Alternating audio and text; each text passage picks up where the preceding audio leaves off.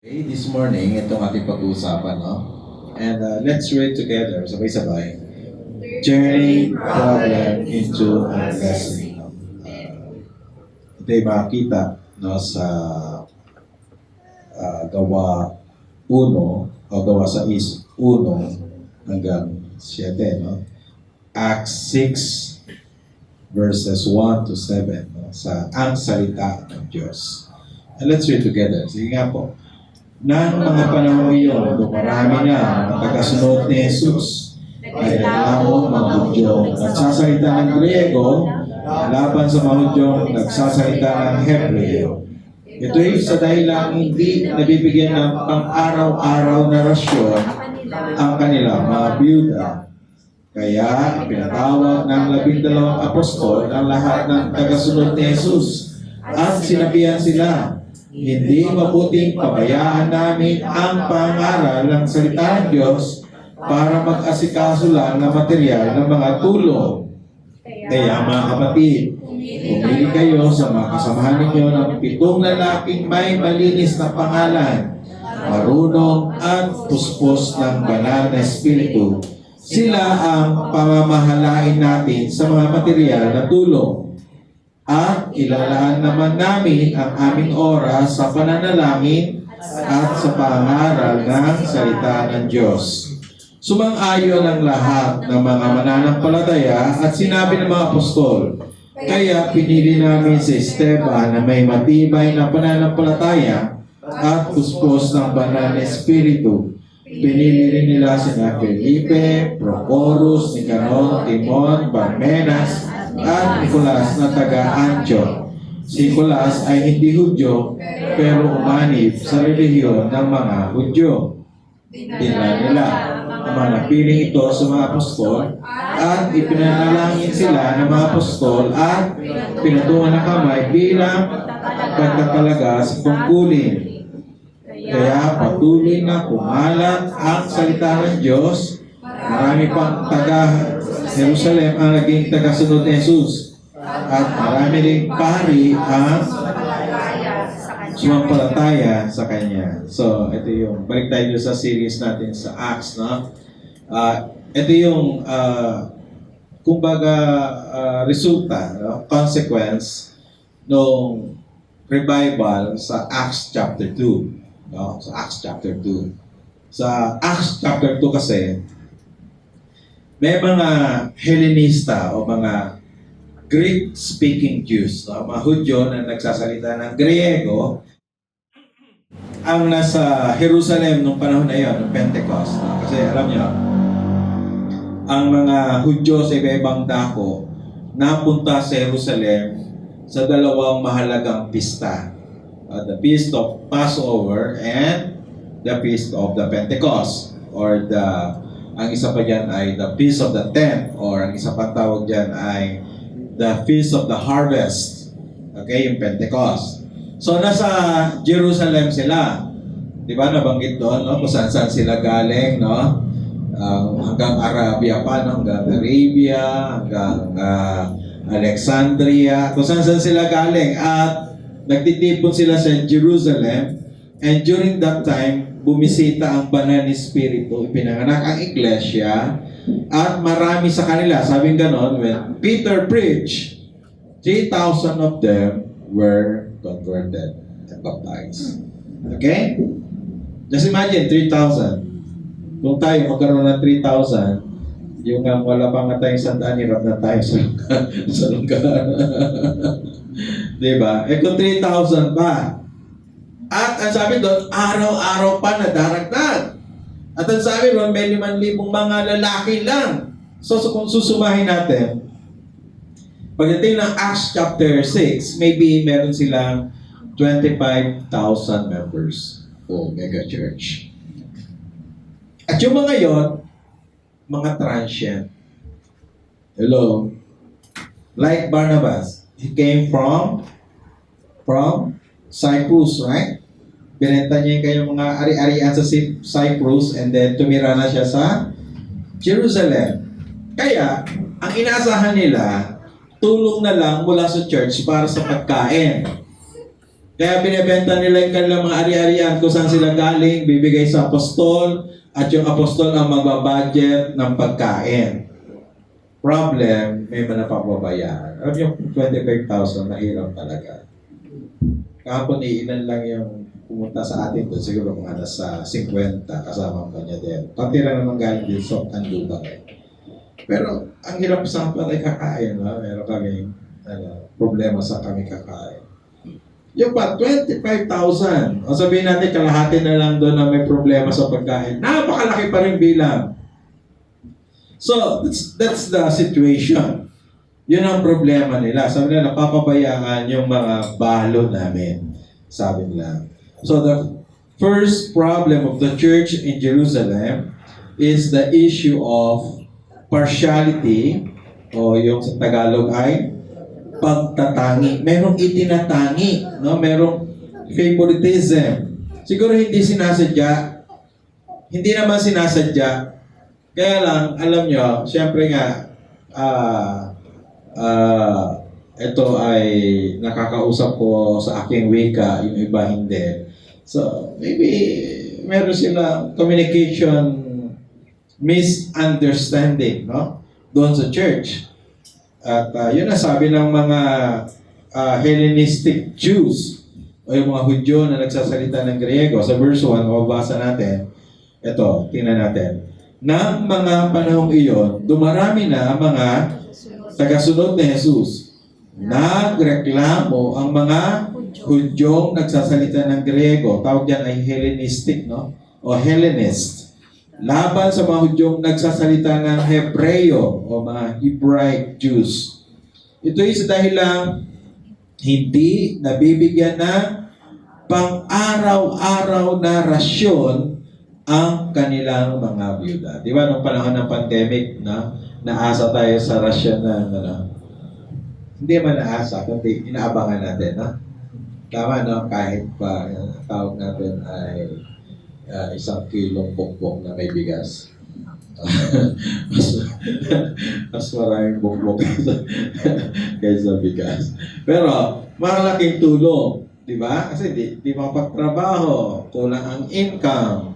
Pero, malaking tulong. Ito, parang the same situation na nangangailangan sila, nasa Jerusalem sila, that is foreign to them, no? Iba sa kanila ang Jerusalem. Sanay sila tumira sa kung saan sila na nag-migrate at tapos nandun sila sa Jerusalem at kulang ang ayuda ng church. So, yun ang kanilang usapin ng panahon na yun.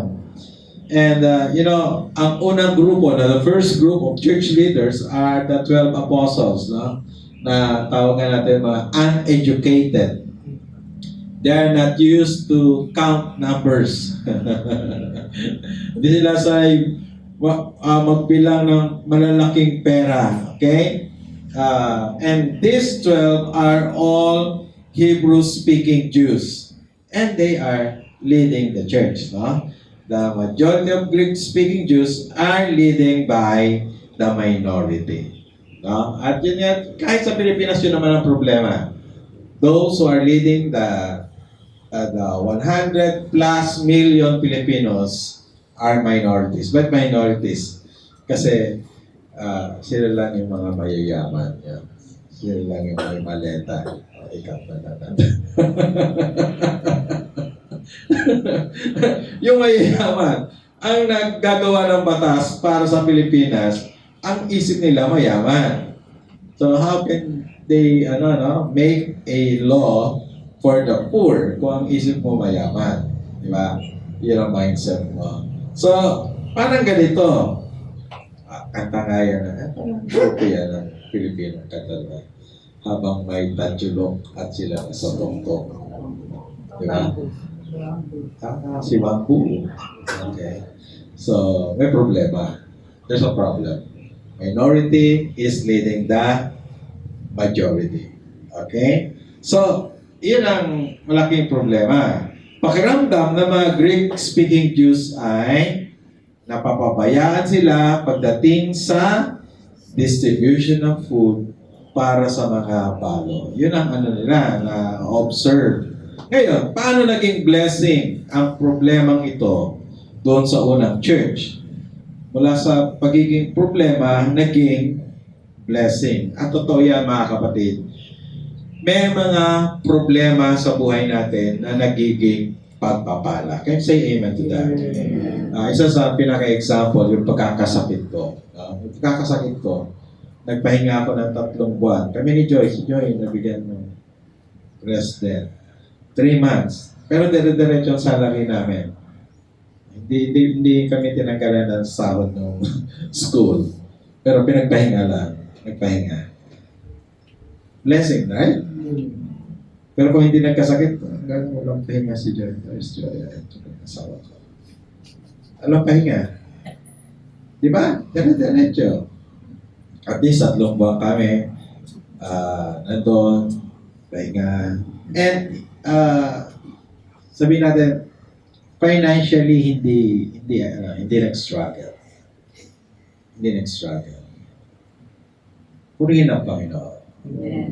May mga problema na nagiging blessing din. Okay? At dito, yung problema nila, naging blessing. At tanong, paano? Number 1, they face the problem together humbly. Ibig sabihin, gusto rin ng Diyos na pag may problema, hindi ka lang matutulog na matutulog o kakain ng kakain. Wala kang gagawin. Hello? Hello? Yes. Malakas pananampalataya natin. Pero kailangan kumilos. Kailangan maging responsable. Tama? Di mo pwedeng sabihin na, kapos ako. Araw-araw ka naman. Nakalapat ang likod mo sa higaan. Hello? Wala kang ginagawang paraan. Tamang pananampalataya ba yun? Hindi. Kaya bagay sa kanya sinabi ni Santiago, may pananampalataya ka walang gawa, patay.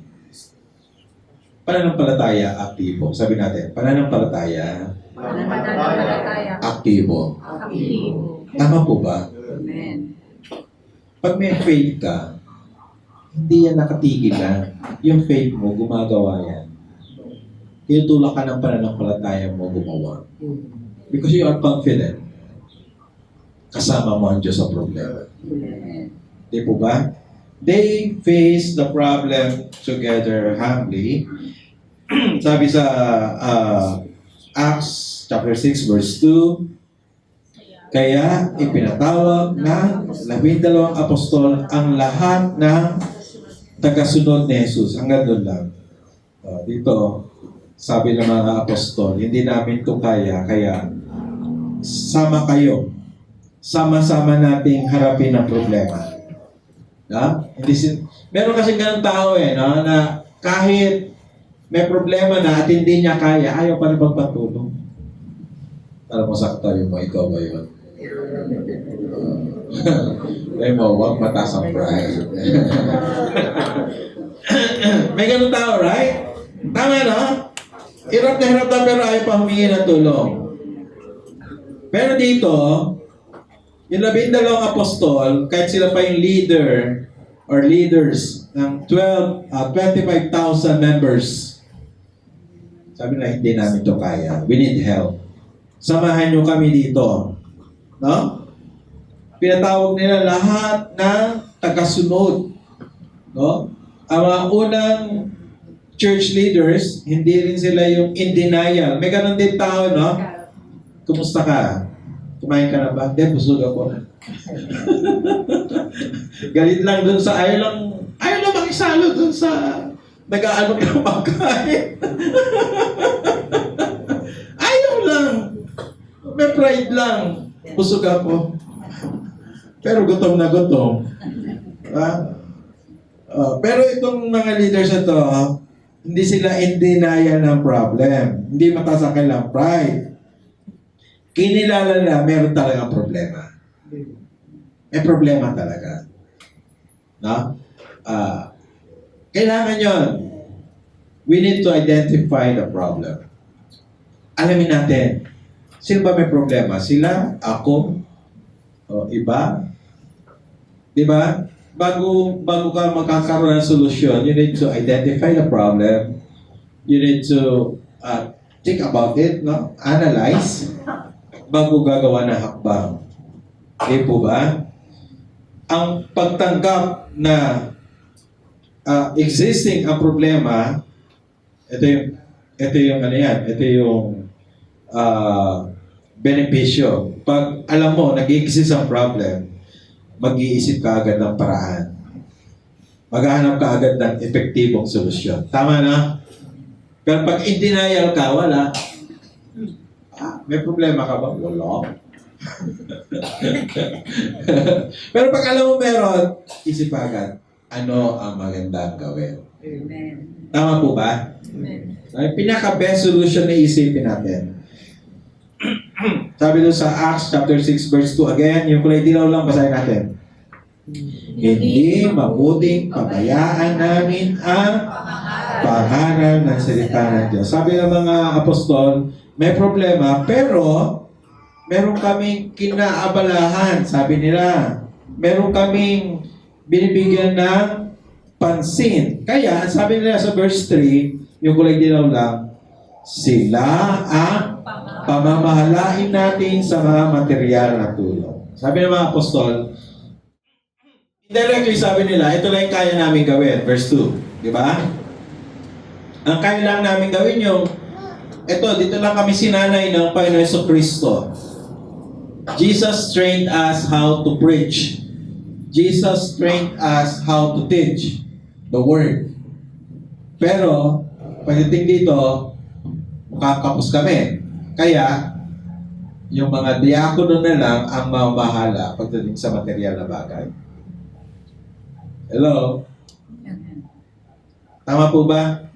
Darating panahon, talaga ang City of Hope Kanlubang magkakaroon ng 100, 200, 300, 500 mga membro. No? Si pastor, hindi niya na masyadong pakialaman ng administration. No? Ipapamahala na yan. Tututok na si pastor sa pangangaral. Hindi niya naisama sa pag-isip yung administrative job sa church. Pero lang magkakaroon ng administrator ng church. Do you understand that? No? So, ibig sabihin, sabi ng mga apostol, meron kaming focus at itong bagay na to ibigay sa iba. No? Kinilala ng mga apostol na limited sila at meron namang mga tao na mas may kakayahan kaysa sa kanila sa pagharap ng problema. Maganda yung attitude. Magandang attitude yon. That's a good attitude. No? Aminin mo na hindi mo kaya at kaya ng iba. Ay mga parents dito, minsan, mas may kakayanan yung anak niya sa ibang bagay. At hayaan mo sila gumawa. Pagkatiwalaan mo sila. Tama? Tama po ba? Kasi minsan napapridean yung magulang, ako yung natulong sa anak ko. Kaya ko lang. O kaya, sa kapatid, minsan napapride ka na. Ay humingi ng tulong sa kapatid mo at gusto mo ikaw lang. Hindi, meron kang galing, pero may kailangan gawin na hindi mo kaya na may galing naman ng iba. No? So mahalaga yun. Mahalagang attitude yung ganong bagay. Okay? Pangalawa, they focused on their strength. They focused on their strength. Kaya nga po, tayo mga kapatid, kapag nagbi-meeting, nagkakaroon ng evaluation, we use the GAIN strategy. No? Yung GAIN strategy. Sa GAIN, una G. What is G? Good news. Sabihin nga natin, good news. Good news. Kapag nag-meeting kayo and you started with good news, maganda, di ba? So Sa bagay, sa SWOT ganun din, no? You start with strength. Tama? Pero ang ganda sa game, kasunod nun ay accomplishment. Puro positive, no? Good news. Tapos ano na-accomplish mo. Tapos pagkatapos, pupunta ka sa I, yung improvements. Ano pa yung improve mo? May na-accomplish ka, pero ano pa pwede mong i-improve? And the next step, para dun sa improvements na gagawin mo. Maganda, di ba? Yung SWOT, okay din naman yun. Kaya lang, usap kayo, what is our strength? Oh, dami, ganda. Pagdating sa weaknesses, away-away na.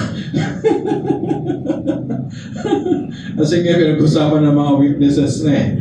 Okay? So mahalaga na focus sa kalakasan lang. Okay? Verse 3, and let's read together. Sige nga po. Kaya mga kapatid, pumili kayo sa mga kasamahan ninyo na 7 lalaking may malinis na pangalan, marunong, ako na nag-sing it yan, that's my insertion. Okay? May practical skills in managing finance. Okay? Yun yung sinabing marunong at puspos ng banal na espiritu, sila ang pamamahalain natin sa mga material na tulong. Okay? Kaya nga po, wag na tayong sumuso sa nangyayari ngayon. Pero that is the reality rin talaga na yung mga gagawa ng batas, hindi mga lawmakers talaga. Walang background sa law. No? Marunong umarte, no? Sasakay sa kabayo, mabaril lang, ganyan.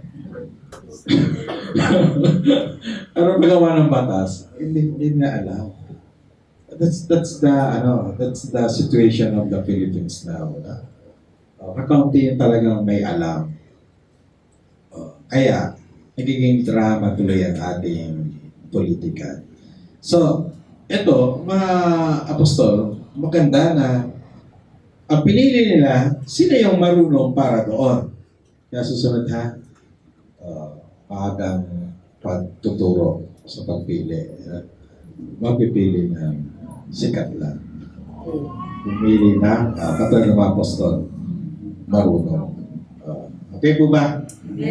At least sa church, pwede kayo turuan na kahit anong color, basta marunong.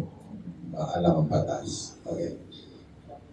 Okay, so ayun, pinili ng apostol, mga marunong. Kasi sila yung pwedeng lumutas doon sa problem. At verse 4, sabi nila, ito na lang, focus na lang nila, no? Sabi nila, at ilalaan naman namin ang aming oras sa pananalangin at sa pangaral ng salita ng Diyos. So, yung 7, focus nila kung saan sila marunong. Yung 12, ang focus nila kung saan sila marunong. Tama po ba? Sabi mo sa katabi mo, kaya huwag ka na mag-artista. Di ka pa bagay. That's not our line, no? Hindi yung linya natin. Kaya kung saan ka linya, especially mga bata ngayon, nag-aaral, no? Pag pumili kayo ng school, yung school na pipiliin nyo is, course, is yung una, bagay sa inyong passion, gusto nyo talaga. Pangalawa, yung ba talaga yung linya mo. Okay? May kanya-kanyang galing tayo eh. May kanya-kanyang intelligence, di ba? Kaya mahalagang mapunta tayo doon. Okay? Kaya, mas efficient, mas productive sila dahil focus sila sa kanilang mga strength, no? Apostles, no? Focus sa prayer and word. Yung deacons, focused on administration. Ano pa kinabang ng gumagawa ka sa yung strength? Sige, sabay-sabay nating basahin. 1, 2, ready, begin. Masaya kang gumagawa, confident ka sa paggawa, productive ka sa paggawa, may personal growth, no? Pareha si Philip at Stephen, no? From being a deacon to evangelist. May personal growth. Okay? Kapag nag-focus ka kung saan ka bagay to where you are fit in, then you will grow. Lalago ka. Amen? No? Lalago ka. Lalago. Okay. Kapag sama-samang gumagawa at tumaharap sa ating problema ng ayon sa ating kalakasan, ay magkakaroon ng pamumunga. Pangatlo, they face the problem as one body, no? Hindi sila nagkanya-kanya. No? Kasi sabi doon sa verse 5, yung kulay dilaw lang, let's read together. Sumang-ayon ang lahat ng mga mananampalataya sa sinabi ng mga apostol. No? Sumang-ayon lahat. Mahalaga talaga yon. Mga kapatid, napakalaki ng ating pangarap. No? Ako talaga, I'm praying, Lord, grant us, bigyan mo kami ng 1,000 square meters na lupa. Na? Kasi kung lahat magkakaroon ng kotse, kasyang-kasya lahat doon. So, praying for that. Napakalaki ng pangarap. Pero hindi kaya ng ilan. We need to work together as one body. Can we say amen to that? At salamat sa Panginoon sa mga nagpauna na. No? Gumagagaan-gaan na yung burden kasi yung mga nagpauna na mga tulong para sa ating pangarap na iyon. Dito, may problema, pero they work as one body. Okay? Dito makikita ang kahalagahan ng cooperation at ng submission sa church leadership. No? Mas madaling nabigyan ng solusyon ng problema dahil lahat ay cooperative at nakibuhat sa pasanin. No? Sabi nga ng iba, sumama ka sa pagbuhat. Huwag ka sumama sa bubuhatin. Sumama ka sa pagbuhat, pero huwag ka naman sumama pa sa pabigat. Di ba may kantang term, no? Pabigat ka pa eh. Imbes na ikaw yung kasama sa pagbuhat, pabigat pa. So dapat, sama-sama tayo sa pagbuhat. Sige po, mag-amen tayo sa bagay na yan. Amen. Sa gawa, sa E5, B. Kaming ganon. Let's read together. Pinili rin nila sina Felipe, Prochorus, Nicanor, Timon, Parmenas at Nicolas na taga-Antioch. Si Nicolas ay hindi Hudyo pero umanib sa reliyon ng mga Hudyo. Okay, verse 6. Dinala nila ang mga napiling ito sa mga apostol at ipinalain sila ng mga apostol at pinatungan ng kamay bilang pagtatalaga sa tungkol. Di ba? Hinighlight ko na. Sabi nyo, pinili nila. Tapos, dinala nila. So, ibig sabihin, mayroong participation, ha? May participation ang members. May participation ang buong congregation sa pagharap nila sa problema. At mahalaga yun. Kaya, pwedeng doon sa verse 6, kalahating another line, second line, at ipinalangin sila ng mga apostol at pinatungan ng kamay bilang pagtatalaga sa tungkulin. Siguro sa maybe third Sunday, meron tayong isang manggagawa na itatalaga, isusubok sa sa San Mateo. Tingnan natin to. Look at this picture. No? We can solve the problem easily together. Mas madaling solve ang problem basta sama-sama. Okay? So, pang-apat at pang-huli, they all experience God's favor, God's blessing. Yun ang maganda ron. Masaya ang ending. Masaya ang ending. Di ba? Sabi sa verse 7, kaya patuloy na kumalat ang salita ng Diyos. Marami pang mga taga-Jerusalem, no? Hindi na mga dayo, kundi mismo mga taga-Jerusalem na ang na-convert.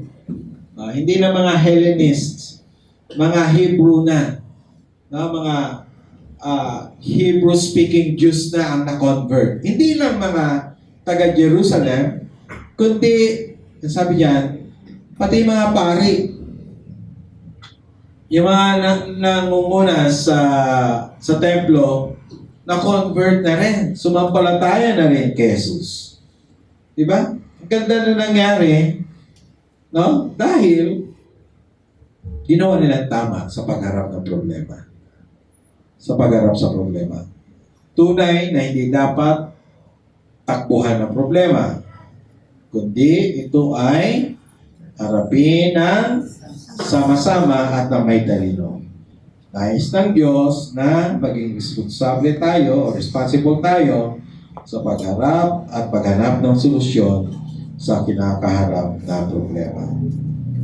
Pwede naman di ba? Pwede naman magpaulan uli ang Diyos ng mana para walang magutom sa kanila. Pero hindi naman yan ang nais ng Diyos para sa atin. Nais ng Diyos, maging responsable tayo. Pinagpapala ng Diyos ang ating matalinong paggawa at ating masipag na paggawa. Kaya, maging matalino sa paglilingkod at maging masipag sa paglilingkod. Tayong lahat na kayo. At handa natin ating mga sarili sa pagtanggap na tinapay at sarap. Panginoon, maraming salamat po sa kaligtasan. Libreng kaligtasan. Thank you, Lord God. Tulungan mo kami, Panginoon, na mabuting balitang itong aming tinanggap, sinampalatayanan, ipamuhay namin sa bawat araw. At makita pa rin ng marami pa. Lalo na dito sa Kanlubang, Panginoon. O kahit doon sa kung saan dako kami nakatira, sa Palo Alto, at sa iba pang mga lugar. Maging asin at ilaw kami, Panginoon. Nang sila'y makakilala rin at sumampalataya rin sa iyo, aming Diyos. Maraming salamat po.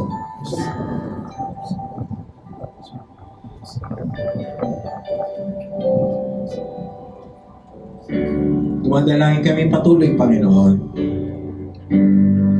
para sa pangailangan namin ng lugar, pagsamba na mas malaki, malawak, at mas marami pa ang makasasamba sa inyo. Idadalangin namin yung mga kapitbahay namin. Yes. Idadalangin namin yung mga kaibigan namin, mga kaanak namin. Lord, makarating sa kanila ang iyong ebanghelyo. Praying for them, Lord God. Palambutin mo ang puso nila, Panginoon. Mauhaw sila sa iyo. Magutom sila sa iyo. Hanapin ka nila, Panginoon.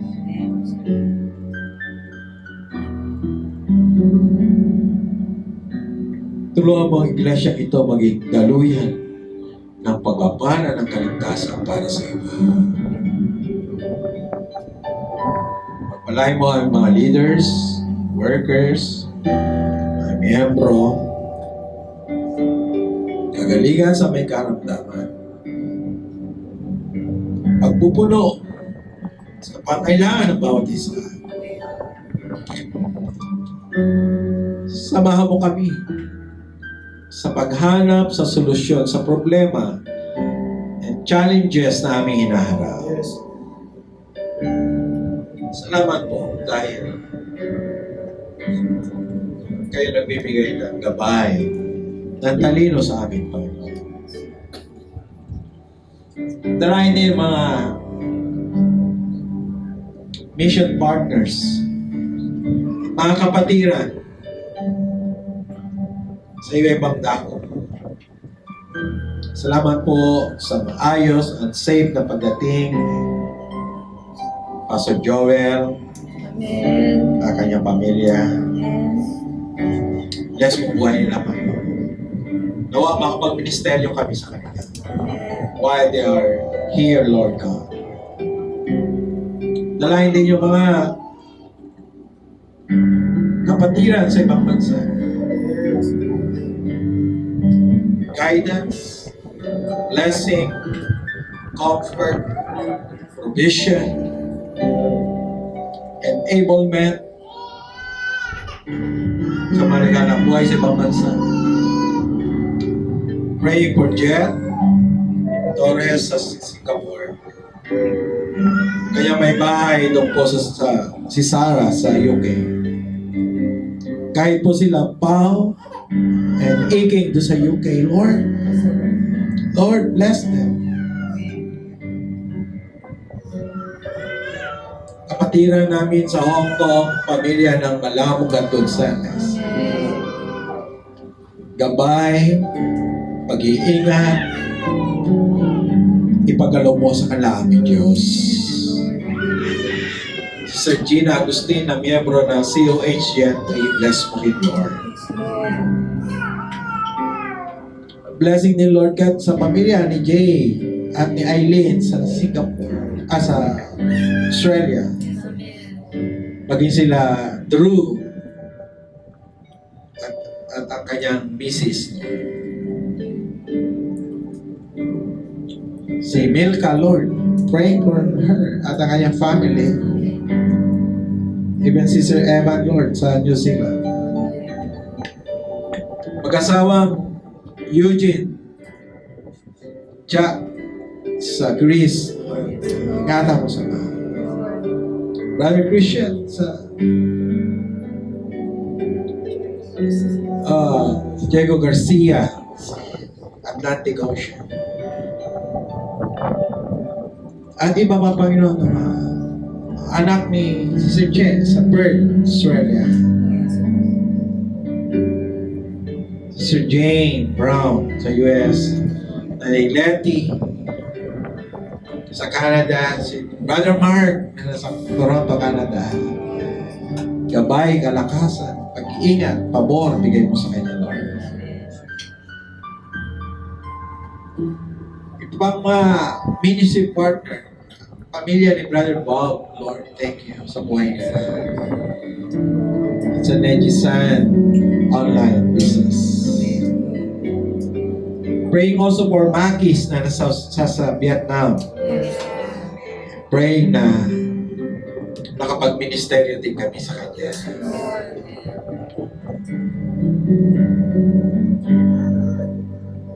Aming mga kaanak sa Amerika, sa Poland, sa Europe, at sa ibang pang dako, Panginoon. We are praying for them. Mga kamag-anak, kapatid ni Fee sa New Zealand, Lord. Also praying for him and his family. Salamat, Panginoon. Salamat po. Salamat. Dahil Diyos na nagbibigay ng pabor sa amin. Sa dako man kami namin. Also praying sa travel ni Patty going back to Australia. Visa and also yung guidance mo sa kanya going back there. At iba pa, Panginoon.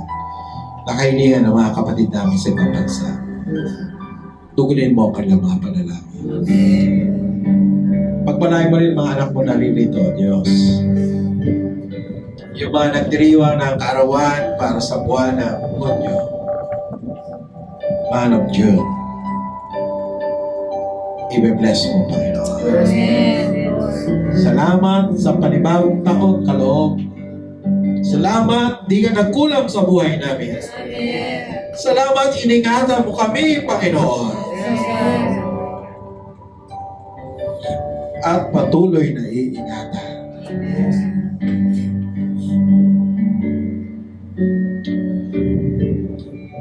Ikaw at mga mayaman, basbas, bendisyon sa amin.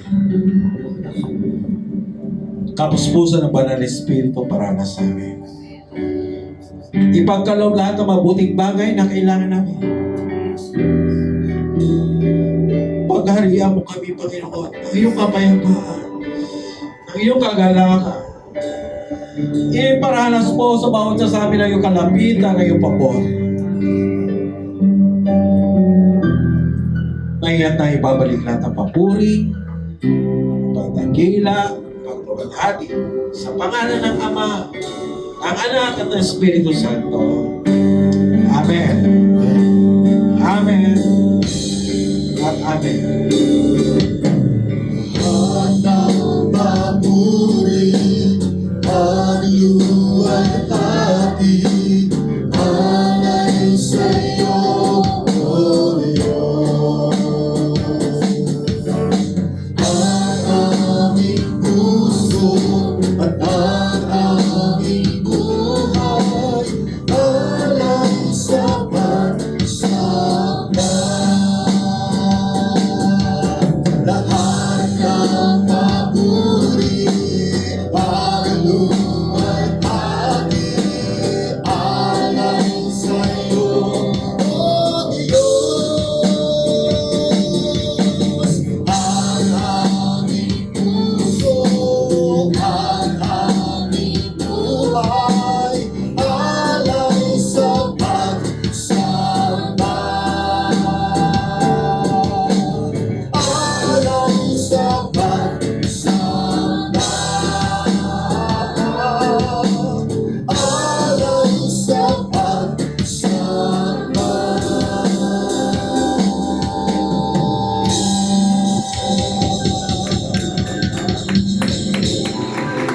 Ako tayo sa mga